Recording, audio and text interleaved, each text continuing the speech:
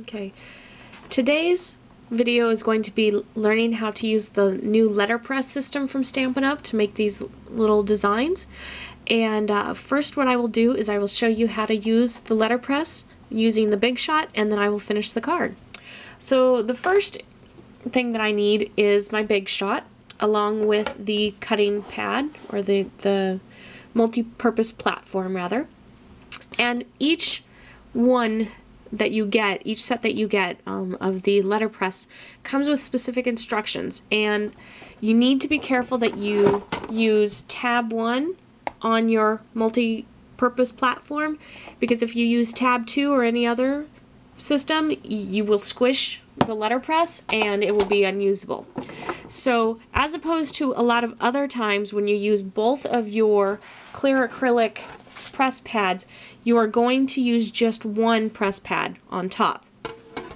Now, the way that these work best is if you use a porous paper like watercolor paper and craft ink. So I'm using a craft spot of real red ink, and I'm going to simply ink up my letterpress. And it's okay if you get some on the gray backing. It's not going to show up when you use the machine correctly, so it's okay that you have some excess. Okay, so I've inked it up, and then I'm going to put it on my pad here. Now I'm going to put my watercolor paper down on top of it, and just be very careful that once you've put it down you don't move it around, because the ink will spread. So I don't want any of the excess ink onto my acrylic pad, so I'm just going to put down a piece of scratch paper on top of it. Then you put down your acrylic pad. Again, be careful not to move the paper, and just lightly run it through. Oops.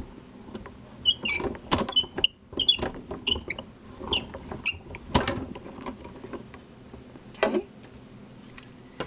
Gently remove this, and voila, you have the printed area. So just be careful not to get any of the ink onto the rest of the paper, because it will spread. That's the good and the bad thing about the letterpress system. So now that I have this imprinted, I'm going to move my Big Shot out of the way and make the rest of the card. So the first thing I'm going to do is make some words. So I'm going to use my stamp set from Sincere Salutations. I'm going to get my thanks so much and my early espresso ink.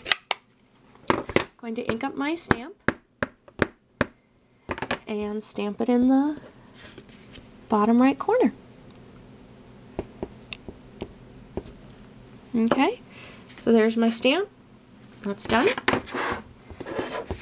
I'm going to get my 1/8 inch grosgrain ribbon in early espresso, and I'm going to cut a length and tape it to the back of my watercolor paper.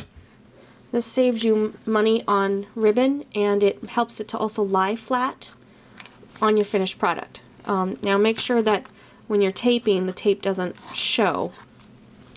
And you can adjust this however high or low you want it to be. Okay, so I have that, and then I'm going to cut an extra little length to knot around the first piece that I have taped.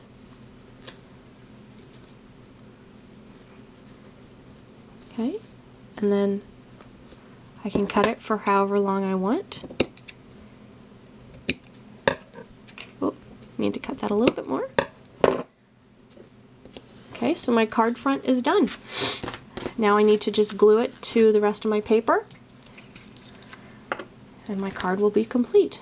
So I'm using liquid glue. Again, you can use any kind of adhesive that works best for you. Snail would work well.